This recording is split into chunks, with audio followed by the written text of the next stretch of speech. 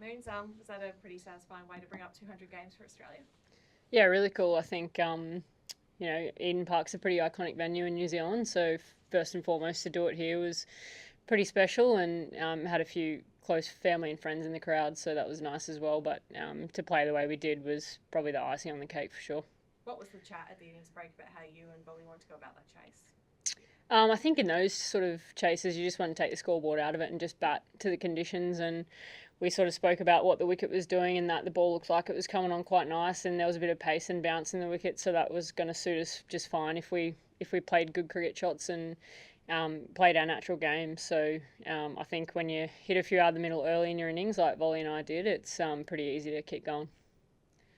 What did you think you guys did well to keep Mealy and Sophie in check, even as they batted at the crease for a long period?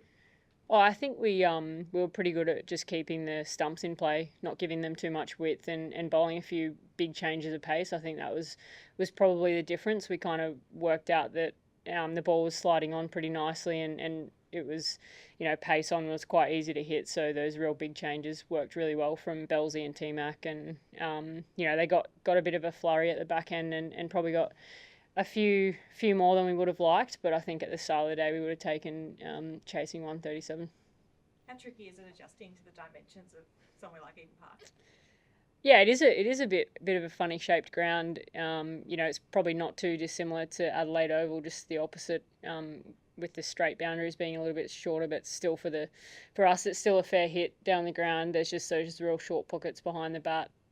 As we saw a few runs go down there, and you got to work out how far off the boundary you got to be as a fielder, and how hard to hit it in what pocket of the ground when you're batting. So I guess that's the problem solving part of the game that we really love. And just on Volley's innings, what do you make of that, and how important will this be for her to get that first 50? Yeah, she was amazing. I think she just came out all guns blazing and absolutely smacked him out of the middle of her bat.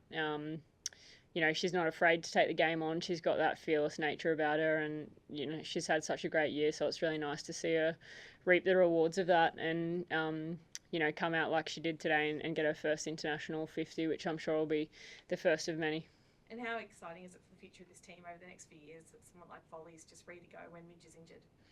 Yeah, it's amazing, isn't it? We've just got this, production line of young players ready to step up and perform in this team, and they look like they've been here for years. It's hard to believe Volley's in her first 10 games playing for Australia when it looks like she's been doing it for probably as long as I have. Although I've got a few more warm-ups behind me than she does, so I think that's just, I guess, the benefit of what Cricket Australia have done in the ACA in making sure that our domestic programs are as high performance as they can be.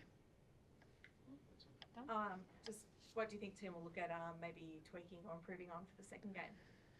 Yeah, well, I think if we're being really critical, we probably let a few runs go at the back end, especially in the field. Just a few uncharacteristic misfields and things like that. Obviously, getting used to the conditions, not having played here before, might have played a bit of a factor, but we love playing at Mount Maunganui, so that'll be a really fun ground to play at for those that haven't played there.